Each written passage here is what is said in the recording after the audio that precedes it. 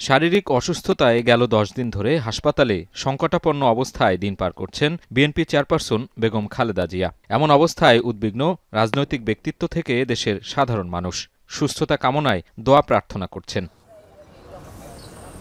মঙ্গলবার সকালে প্রধান উপদেষ্টার সভাপতিত্বে রাষ্ট্রীয় অতিথি ভবন যমুনায় উপদেষ্টা পরিষদের বিশেষ বৈঠকে খালেদা জিয়ার রোগমুক্তি কামনা করে দোয়া ও প্রার্থনা করা হয়।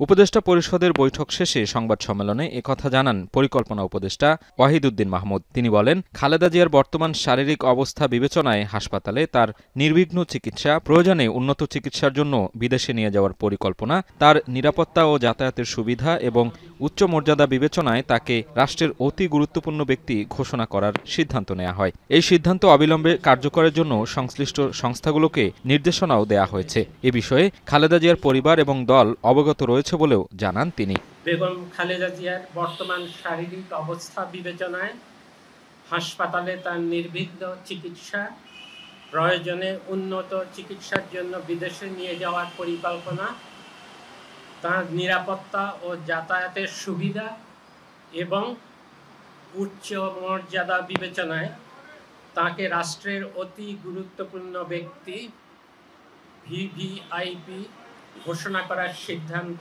নেওয়া হয়।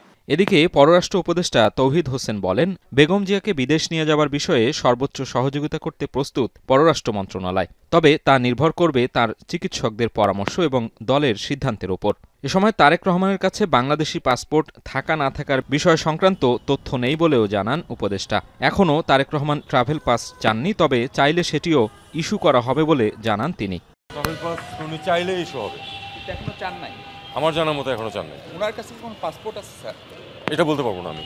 আর বেগম জিয়াকে বিদেশ নেওয়ার বিষয়ে কোনো আলোচনা আপনাদের? না, ওটার প্রস্তুতি আছে। যদি প্রয়োজন ডাক্তাররা বললে তখন তো নিয়ে যাওয়া হবে।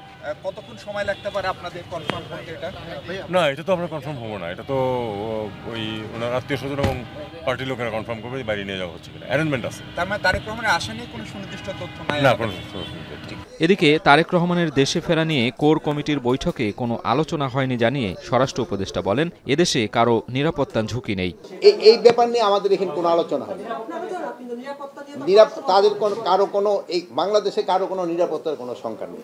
স্বরাষ্ট্র মন্ত্রণালয় সবার জন্য প্রস্তুত আছে এবং স্পেশালি যাদের জন্য দরকার তাদের জন্য স্পেশাল যেটা দেওয়ার দরকার ওইটার জন্য আমরা প্রস্তুত আছি। যাদের নিরাপত্তা প্রয়োজন তাদের নিরাপত্তা দেওয়ার ব্যাপারেও আশ্বাস দেন তিনি।